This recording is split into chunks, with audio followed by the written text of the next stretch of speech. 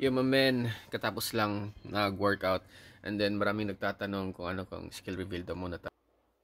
Oily skin, haggard na face, itchy face. So, sige. Skincare reveal tayo. Alright. Hindi naman usually ako nag-reveal ng mga skincare ko kasi alam ko naman marami namang mas magaling mag-review at magbibigay ng mga magandang panggamit sa mukha. So, right now, si-share ko lang sa inyo kasi nung umuwi kasi ako sa Pinas way back 1 month ago, nakita doon nilang skin na may pagbabago sa totally sa skin ko. So, i-reveal ko yung ginagamit ko ngayon. Alright?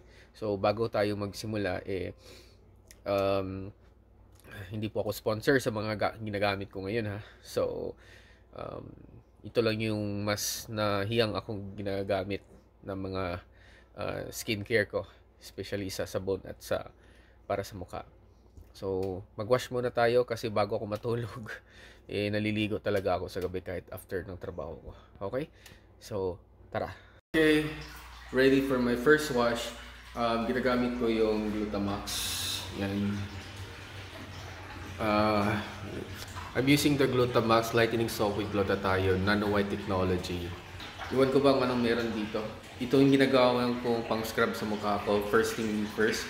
Kasi para siyang, yun na nga, kinakabkab niya. I don't know the more explanation of this, pero ito yung ginagamit ko. Kayo na mag-check kung magkano, pero sa Pilipinas ko ginagamit yan.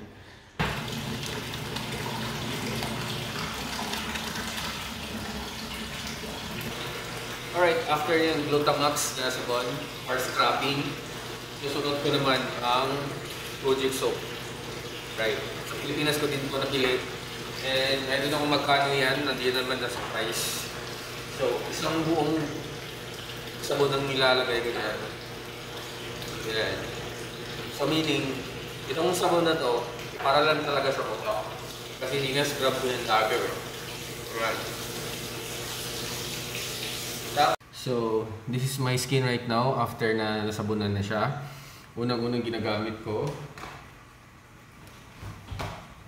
Alright. Yung unang ginamit ko is ang Glutamax. Yan. Ito pang scrub ng face. And after ko ma-rinse yan, susunod ko naman yung Kojic. Ito yung ginagamit ko sa mukha lang, iba din yung sa katawan. Alright. And pag bagong gising ako, ito naman yung Kojic na Sun para sa lalaki for men. Yung pambilisang hilamos lang. Maganda kasi siya kasi isang mabango. Smooth siya. Parang facial foam na mabilis lang siyang mabula. Iwan ko mga anong meron sa Kojic na yan. Sobrang bula at sobrang bango. So malambot sa mukha siya after mag-wash. So like this. Alright, so after natin mag-facial wash, andito na naman tayo sa skincare natin bago tayo matulog. So, pasensya niyo yung nakakalat sa likod. Ganito lang kasi talaga yung kwarto ko dito. Masyadong masikip. And wala akong masyadong view for video like this. So, unang-una, ang toner na ginagamit ko is from Dio Pros Skin Reveal. Skin Reveal talaga oh. Skin Reveal Toner 02. So, ang flavor niya is promenade. Hindi ko siya usually ginagamit, pero after kong maligo, ito yung ginagamit ko before bedtime. Pag pang umaga naman, hindi ko ginagamit to. Mabango to siya guys. And nabili ko lang to sa Oliviang Korean product. Lahat ng mga skincare ko is Korean product. And then, Skin Reveal lang nakapangalan siya toner. Alright. So, yan yung first layer ko nilalagay sa mukha ko. Yan lang. Para lang siya na lalong tatanggalin pa niya yung mga dead skin sa katawan, sa skin natin. Hindi ko alam yung mga explanation nito, pero yun na, mas kailangan kasi natin na mag skincare tayo guys, no, para hindi tayo ayan. See, kahit na ilamos ako, meron pa rin konti na dumi na makikita sa bulak. Alright. Here naman, I have the facial toner, which is the Glutathione Niacinamide. Korean product pa rin. Basta lahat ng na-try ko, eh, sa Olive Young lang na nabibili. So, nabibili ito sa Olive Young. Nakalinya lang siya dun sa mga lalaki, men. Alright, glutathione niacinamide. Ang ginawa ko naman dito, every now and then, naglalagay talaga ako Ivory Hilamos sa mukha. Yung toner kasi dito, hindi na ginagamitan ng gapas. Yun lang isang facial toner. Kasi, masyado siyang makapit sa mukha. Yan. Right, patuyuin mo lang siya konti. Kasi medyo mabasa pa. Ang dami nagsasabi kasi ano bang ginagamit ko sa mukha pang facial toner, pang skincare ko. So, yan. Hindi ako marunong talagang mag-review sa mga skincare kasi hindi ko naman linya yung mga ganyan. Gadgets probably gusto ko pa yan, pero yung mga skincare siguro, I don't know, is part of my line. So, next na tayo, moisturizer ko, ginagamit ko is yung Jeju Aloe Ice. Aloe vera to siya, dalawa tong klase. Ito, mabibili sa Olive Young or sa Daiso. Common to na ginagamit dito sa Korea. Pero ito yung nabili ko nung nasa BGC ako. BGC ba yun? So, sa Venice Canal. Doon ko lang mismo nung nakita. Dito hinanap ko to wala sa Kopang. Doon lang. Maganda. So far, nakagamit na ako for mag-isang buwan na ngayon. Tama. Hindi. Mag 2 weeks na.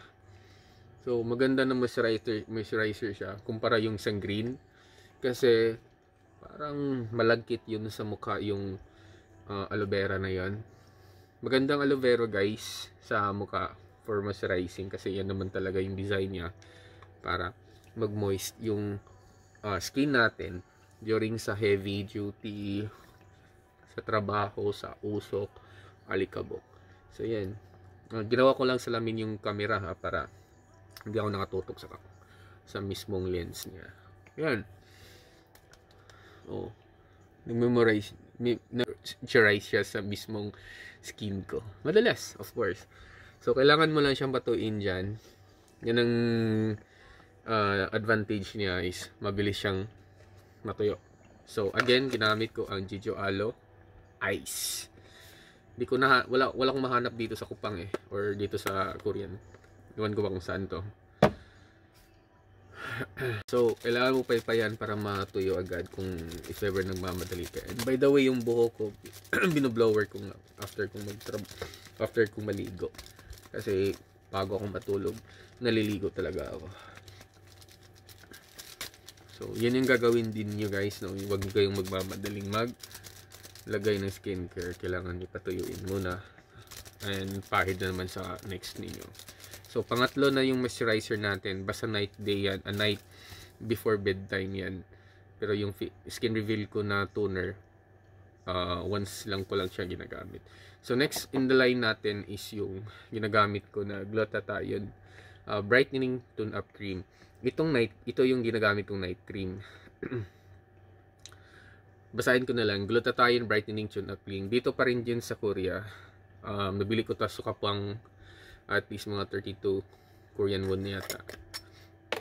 Maganda siya. Yan, hindi siya malagkit. Again, umiiwas talaga ako sa mga malalagkit na mga cream. I've been using a lot of cream sa buhay ko. Ito lang subok sa akin. Matagal ko na ginagamit to. Kasi, once na pinapahid din siya, aside sa pumuputi yung mukha mo, medyo nafe-feel mong komportable siya sa mukha mo. Hindi siya mabigat. Alam mo yung mabigat kung nagme-makeup ka para sa mga babae, 'di ba? Parang mabigat, heavy makeup. Parang lakswat tingnan. Now, ngayon kung nalagay niyo na siya, parang feel smooth and fresh yung mukha niyo. Look at that. Oh, see? Oh. 'Di ba? Glossy white skin. So, napapansin nyo sa skin ko, marami talaga akong pores kasi nagpa-facial at scrub ko sa mukha. So, sa mga nagtatanong yung skin reveal ko, skincare, ito yung mga skincare ko. Now, I don't know you are guys familiar with the next one. Ito na yung last ko. Once matuyo na yan, sana matuyo na.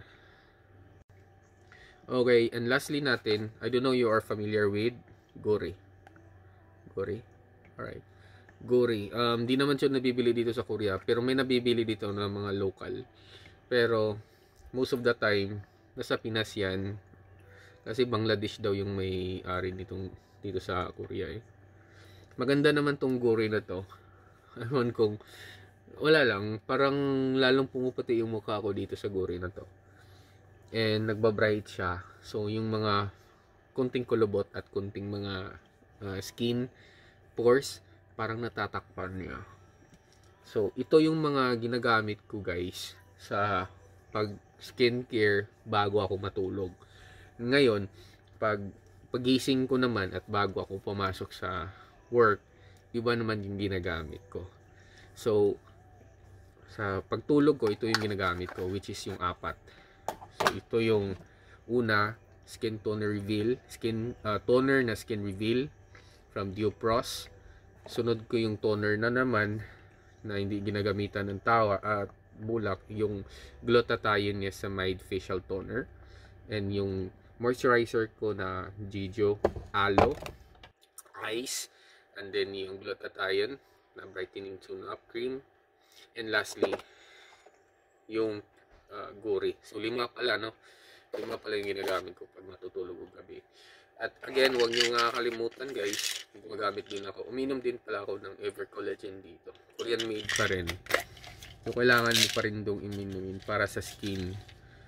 Basahin nyo na lang yung advantage kung nag-collagen kayo. Been a years nag-uminom na ako ng collagen. Yung skin ko totally babalik ka ng baby skin talaga pag uminom ka ng collagen. Alright, so recap.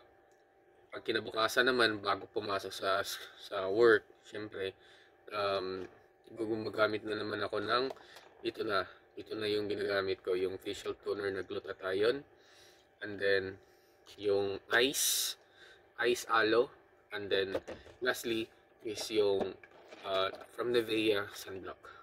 Ito 50 plus SPF bago ko magtrabaho kasi mainit init, alikabok, lahat ng makina mainit din. So yan lang po yung ginagamit ko, and huwag nating kalimutan na naglo-lotion pala ako dito bago matulog. Yung papaya milk skin white, basta lahat, wala namang problema sa akin yung lotion kasi lahat namang lotion sa akin hiyang, and meron akong lotion na ginagamit dati, wala namang problema. So magkaiba-iba lang yan, pero mas pabor ako sa skin white. So yun lang mga ka-Choy News, na nagtatanong about sa skincare.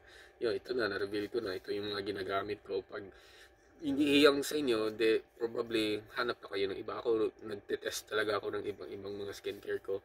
Simula sa facial soap ko. Yun, daming ginagamit sa paghilamos. Dapat yung sabon na ginagamit sa mukha is mag-iisa lang. And then, after the facial scrub, may facial foam ka, and facial wash. And then, after that, yung mga skincare mo, bago matulog, mga night cream, toner, at yung moisturizer sa mukha, kailangan natin yan para yung stay glow, stay healthy kahit pagod sa trabaho. So ayan, ready to sleep na ako. Ito yung skin ko bago matulog. Thank you so much for watching. Yun lang.